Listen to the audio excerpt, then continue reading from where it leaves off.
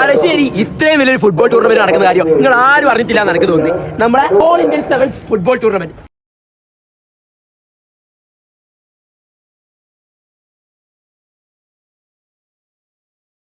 Kodiyeri Balakrishnan memorial gold cup നമ്മുടെ തലശ്ശേരി നടന്നുകൊണ്ടിരിക്കുന്നുണ്ട്. ഇനിയും കുറേ ദിവസമുണ്ട്. നമ്മുടെ തലശ്ശേരിയും കൂത്തുപറമ്പും കണ്ണൂരുള്ള എല്ലാ ഫുട്ബോൾ പ്രേമികളും നമ്മളെ പരിപാടി കാണാൻ വേണ്ടി ഇവിടത്തേക്ക് പോരി. അപ്പോൾ കമോൺ.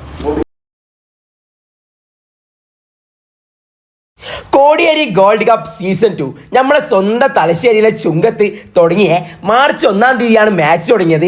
22-ാം തീയതിയാണ് ഫൈനൽ മാച്ച് നടക്കുന്നത്.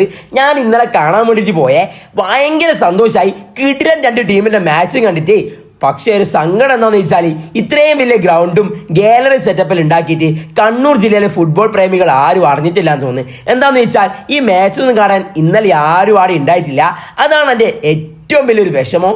അപ്പോൾ എല്ലാവരും അടുത്ത ദിവസങ്ങളായിട്ട് മാച്ച് കാണാൻ വേണ്ടി പോകണം. 22-ാം തീയതിയാണ് ഫൈനൽ മാച്ച് നടക്കുന്നത്. അത് കാണാനും സപ്പോർട്ടാക്കാനും നമ്മൾ പോയിട്ടില്ലെങ്കിൽ വേറെ ആരാ പോവുക? അതും ഇത്രയും വലിയ ഫുട്ബോൾ പ്രേമികളുള്ള കണ്ണൂർ പോലത്തെ ഒരു സ്ഥലത്ത്.